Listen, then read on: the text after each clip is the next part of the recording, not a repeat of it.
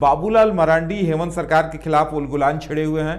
वो हेमंत सरकार संथाल जेएमएम का गढ़ माना जाता है और वहां से उन्होंने अपने संकल्प यात्रा की शुरुआत की है। वहां उन्होंने कई सवाल खड़े किए हैं, लगातार सरकार पर हमलावर हैं, सरकार के ऊपर भ्रष्टाचार, अवैध खनन और भी कई सारे उन्होंने आरोप लगाए हैं। साथ ही चुनौती दे डाली है कि जिन नामों से जमीन खरीदे गए हैं, उन्होंने सोरेन परिवार की जमीनों का मसला उठाते हुए कहा है कि आखिर ये सामने आकर बताएं कि क्या कुछ है, क्या कुछ बातें वहां पर सामने आ रही हैं। हम आपको ये भी बताएंगे कि बाबूलाल मरांडी जिस तरह से हमला बोल रहे हैं, आखिर सरकार की तरफ से जवाब में क्या कुछ कहा जा रहा है, इन तमाम चीजों पर लोगों की नजरें भी टिकी हुई हैं कि आखिर संथाल के मैदान से एक युद्ध का आगाज हो गया है, ऐसा लगता है, जहां से आरोप प्रत्यारोप का दौर चलता दिखाई दे रहा है।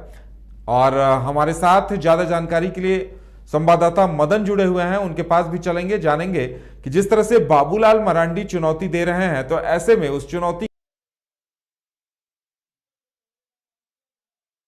बाबूलाल मरांडी ने संथाल से अपनी यात्रा की शुरुआत की है, संकल्प यात्रा की, और सरकार पर लगातार हमलावर हैं, सरकार के खिलाफ वो अभियान चला रहे हैं और उन्होंने कई मसले उठाए हैं।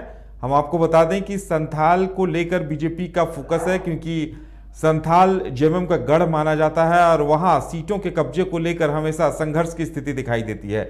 माना भी जाता है कि संथाल सत्ता की कुंजी होती है और जिसके हाथों में संथाल की ज्यादातर सीटें आती हैं, सत्ता पर वही काबिज होता है, चाहे वो एनडीए हो या यूपीए। जब बीजेपी के हाथ में संथाल की ज्यादा सीटें आती है तो सत्ता में बीजेपी काबिज होती है, और जेएमएम के हाथों में जब ज्यादा सीटें आती है तो जेएमएम काबिज होती है। इसलिए लगता है कि संथाल को लेकर दोनों ही खेमों का फोकस है और संथाल में अवैध खनन को लेकर, भ्रष्टाचार को लेकर सीएम के विधायक प्रतिनिधि पंकज मिश्रा जो पहले से ही जांच के घेरे में हैं, और बाबूलाल मरांडी कई गंभीर सवाल खड़े कर रहे हैं। हमारे साथ हमारे सहयोगी मदन जुड़े हुए हैं, सीधे चलेंगे उनके पास। मदन, बाबूलाल मरांडी ने संकल्प यात्रा की शुरुआत की है और उन्होंने खुलेआम चुनौती भी दी है सीएम को, सरकार को। क्या कुछ कहा जा रहा है उनकी तरफ से?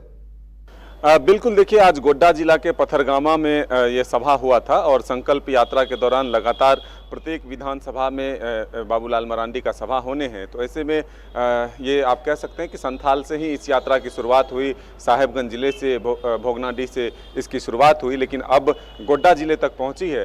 तो आज वहां से बाबूलाल मरांडी ने खुली चुनौती दी है सरकार के लोगों को कि वो आकर के मोहराबादी मैदान से ये घोषणा करे कि आखिर जो आदिवासियों की ज़मीन नाम बदल बदल कर लूटे गए हैं, उसमें शिव कुमार सोरेन कौन है और हेमंत कुमार सोरेन कौन है, बसंत कुमार सोरेन कौन है, ये घोषणा करें कि आखिर ये नाम किनके हैं और किनके लिए ये ज़मीन खरीदी गई है। तो लगातार सरकार को घेरने की कोशिश, भ्रष्टाचार के आरोप बाबूलाल मरांडी के द्वारा इस संकल्प यात्रा के द्वारा लगाया जा रहा है और मूल मंत्र यही है कि संकल्प यात्रा के द्वारा सरकार के भ्रष्टाचार को जनता तक पहुंचाएं। ये बताने की कोशिश हो रही है कि ये सरकार जो है सिर्फ लूट खसोट में लगी हुई है, बिचौलियों के द्वारा ये सरकार चलाई जा रही है, ये बताने की कोशिश बीजेपी के द्वारा की जा रही है इस संकल्प यात्रा के दौरान।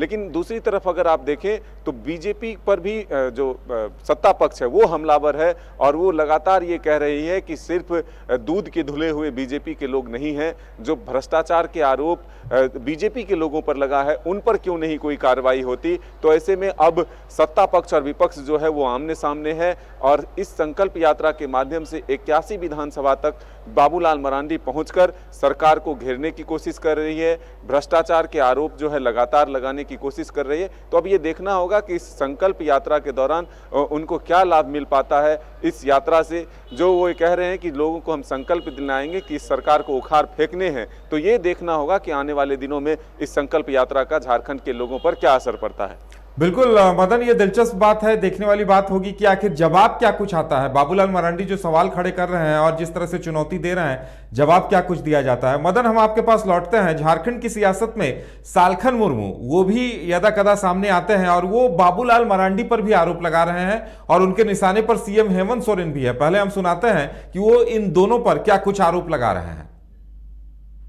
या तो हेमंत सोरेन साहब जेल जाएं या बाबूलाल मरांडी जी जेल जाएं, क्योंकि इस समय हेमंत सोरेन के परिवार पर पूर्व मुख्यमंत्री बाबूलाल मरांडी जी ने जो आरोप लगाया है, सार्वजनिक रूप से तथ्यगत कि लगभग 100 जमीन के डीड में हेमंत सोरेन परिवार ने फ्रॉड किया है।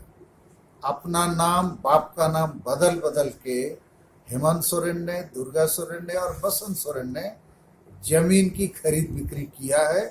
इसमें CNT SPT कानून का भी उल्लंघन हुआ है। अब एक पूर्व मुख्यमंत्री वर्तमान मुख्यमंत्री के ऊपर इतना जघन्य एक आरोप लगाता है तो इस पर इमीडिएट जुडिशियरी का संज्ञान, पब्लिक का संज्ञान, मीडिया का संज्ञान होना चाहिए। बिल्कुल मदन, सालखन मुर्मू पूर्व सांसद हैं बीजेपी के और अभी सेंगल अभियान चला रहे हैं। उन्होंने सवाल ये उठाया है कि अगर बाबूलाल मरांडी मिथ्या आरोप लगा रहे हैं तो उन्हें जेल भेजा जाना चाहिए, और अगर हेमंत सोरेन अगर वाकई में उन्होंने ऐसा किया है तो उनके ऊपर भी कार्रवाई होनी चाहिए। जाहिर सी बात है ये मसला आने वाले दिनों में तूल पकड़ेगा।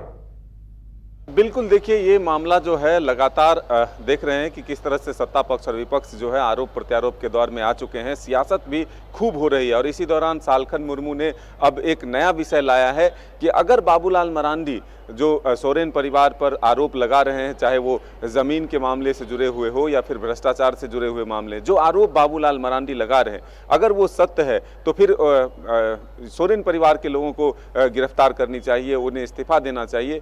लेकिन वहीं दूसरी तरफ अगर बाबूलाल मरांडी के भी आरोप झूठे साबित होते हैं तो फिर उन्हें भी जेल जाना चाहिए। ये बातें जो है सालखन मुर्मू ने कहा है। दरअसल बात यह है कि सालखन मुर्मू सोरेन परिवार पर हमलावर होते हुए कहा कि इससे पहले भी झारखंड आंदोलन को बेचने का काम उनके परिवार के लोगों ने किया और अब इनके बेटे ने पारसनाथ के पहाड़ी को भी बेच दिया, जैनियों के हाथ में बेच दिया। तो ये आरोप सालखन मुर्मू का सीधे तरफ से लग रहा है और यही दिलचस्प है। देखिए कि इस गिरिडीह के डुमरी उपचुनाव से पहले जो झारखंड के कई बड़े नेता हैं या फिर जो सामाजिक कार्यकर्ता के तौर पर काम कर रहे हैं वो अब सामने आ रहे हैं, मुखर होकर के सरकार और विपक्ष दोनों पर हमलावर है और ये बताने की कोशिश कर रही है कि आदिवासी की हितैषी जो है वो कोई नहीं है। दोनों के दोनों सिर्फ लोगों को ठगने का काम कर रहे हैं। चाहे आप सूर्य सिंह बेसरा की बात करें या फिर सालखन मुर्मू की बात करें, ये दोनों जो है अब सामने आकर के मुखरता से अपनी बात जनता के बीच रख रहे हैं।